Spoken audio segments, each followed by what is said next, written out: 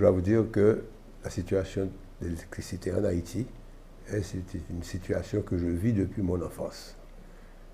J'étais déjà né quand l'électricité en Haïti était fournie par une compagnie étrangère qui portait le nom de la compagnie d'électricité de Port-au-Prince et qui était gérée par M. Shrewsbury. C'était à l'époque de François Duvalier. Quand le contrat de cette compagnie est arrivé à terme, le gouvernement haïtien a repris le contrôle de cette énergie électrique et a commencé par faire des efforts économiques pour terminer le barrage de Péligre, qui était à l'époque un barrage agricole, pour en faire un barrage hydroélectrique. Ça a été un succès, mais avec la pression démographique qu'il y avait sur la ville de Port-au-Prince, il s'est avéré que le barrage ne pouvait pas alimenter la ville, vu qu'il ne pouvait pas travailler en période de sécheresse. Est arrivée alors la Banque mondiale avec le projet de Vareux, et la première centrale de Vareux a été une centrale de 30 MW qui a été gagnée par un appel d'offres de 4 firmes étrangères et une firme haïtienne dont la mienne faisait partie. Maintenant, aujourd'hui, beaucoup d'eau a coulé sous le pont. Cette même centrale de Vareux a été agrandie, elle a vieilli, et la pression démographique sur Haïti a continué, et surtout sur Port-au-Prince. Alors, à l'époque de Jean-Claude Duvalier, pendant la période de sécheresse où Péligre n'était pas en mesure de fonctionner, le gouvernement avait pris l'habitude de louer des moteurs qui venaient passer un court temps de 3 à 4 mois pour pallier à la déficience d'électricité pendant la sécheresse. Mais la pression démographique continuant, il s'est avéré qu'il a fallu agrandir la centrale de Vareux. Malgré les agrandissements de Vareux, il a fallu considérer pendant les périodes de sécheresse de louer des équipements de firmes étrangères qui venaient pour des périodes de 4 à 6 mois pour produire de l'électricité. Parmi ces firmes, il y avait la Haitian Tractor qui a eu à louer des moteurs et il y a eu la fameuse firme Alstom. À un moment donné, il a fallu trouver une solution permanente. Et sous les conseils de la Banque mondiale, l'électricité d'Haïti a décidé, au lieu de faire des locations de petits moteurs à chaque opportunité, de trouver un producteur indépendant qui serait en mesure de fournir l'électricité sur une période permanente. Donc, Central Vareux a été construit par une firme canadienne qui est Hydro-Québec International, et c'était une centrale qui était censée pour fonctionner au mazout. Mais malheureusement, centrale là ne pas qu'à marcher au mazout pour des raisons techniques. Premièrement, que le moteur mettait pas de cas à fonctionner au mazout.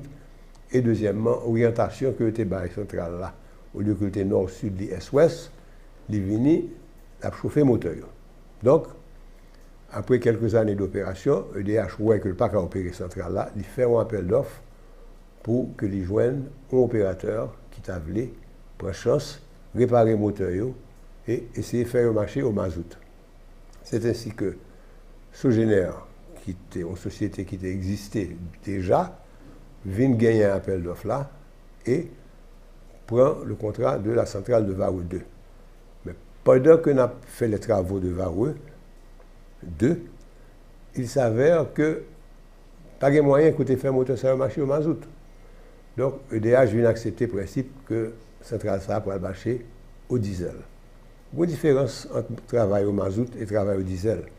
Le mazout là vend moins cher, il y a plus de calories, mais il est plus difficile à opérer. Les conditions d'opération sont différentes.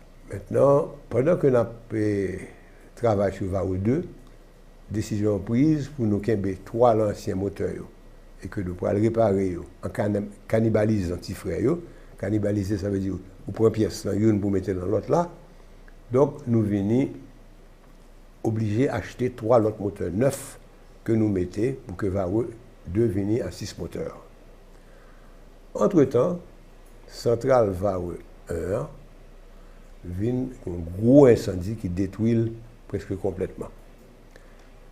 Après que eu fait une augmentation capacité, Vareux 2 a 6 moteurs, mais d'une technologie qui était plus ou moins antique par rapport à la technologie moderne.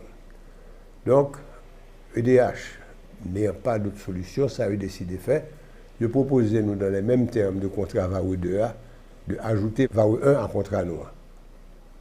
Ce que nous faisons, donc nous sommes obligés de reconstruire le building là, complètement, nous sommes obligés d'acheter des moteurs neufs que nous mettons, et tout ancien moteur, ça qui du point du feu, ça qui pas de point du feu, nous retournons à EDH.